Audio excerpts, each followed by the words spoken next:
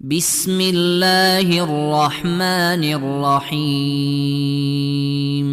يا أيها الذين آمنوا لا تتخذوا عدوي وعدوكم أولياء تلقون إليهم بالمودة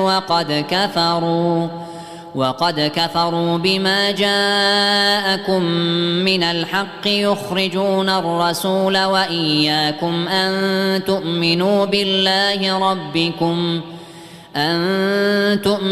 بالله ربكم إن كنتم خرجتم جهادا في سبيلي وابتغاء مرضاتي تسرون إليهم بالمودة وأنا أعلم بما أخفيتم وما أعلنتم ومن يفعله منكم فقد ضل سواء السبيل. إن يثقفوكم يكونوا لكم أعداء ويبسطوا إليكم أيديهم وألسنتهم بالسوء وودوا لو تكفرون.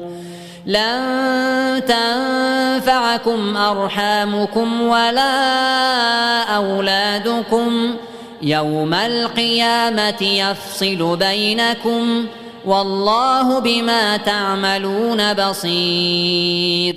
قد كانت لكم أسوة حسنة في إبراهيم والذين معه إذ قالوا لقومهم إنا براء منكم ومما تعبدون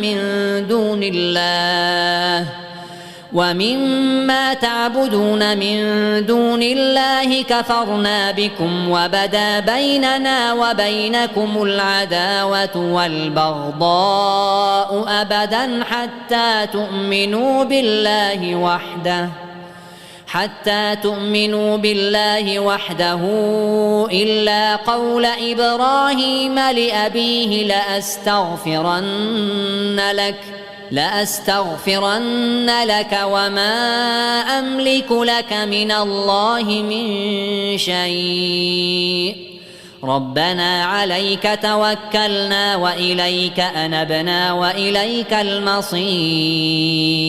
ربنا لا تجعلنا فتنة للذين كفروا واغفر لنا ربنا إنك أنت العزيز الحكيم. لقد كان لكم فيهم أسوة حسنة لمن كان يرجو الله واليوم الآخر ومن يتول فإن الله هو الغني الحميد.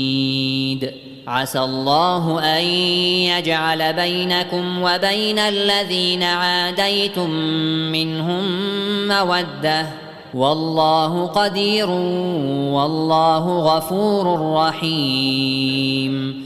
لا ينهاكم الله عن الذين لم يقاتلوكم في الدين ولم يخرجوكم من دياركم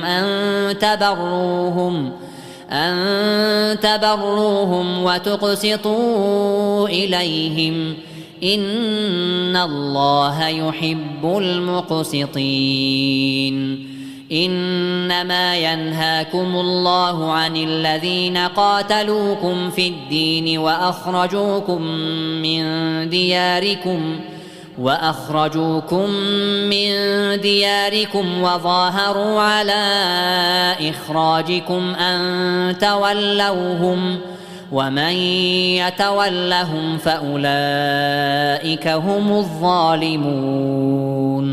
يا أيها الذين آمنوا إذا جاءكم المؤمنات مهاجرات فامتحنوهن الله أعلم بإيمانهن فإن علمتموهن مؤمنات فلا ترجعوهن إلى الكفار لا هن حل لهم ولا هم يحلون لهن وآتوهم ما أنفقوا ولا جناح عليكم أن تنكحوهن إذا آتيتموهن أجورهن ولا تمسكوا بعصم الكوافر واسألوا ما أنفقتم وليسألوا ما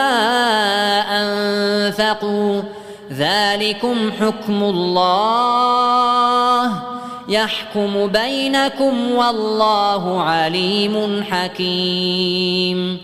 وإن فاتكم شيء من أزواجكم إلى الكفار فعاقبتم فآتوا الذين ذهبت أزواجهم مثل ما أنفقوا واتقوا الله الذي أنتم به مؤمنون.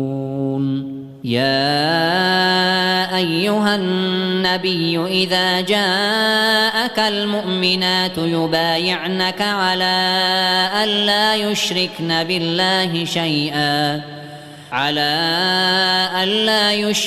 بالله شيئا ولا يسرقن ولا يزنين ولا يقتلن أولادهن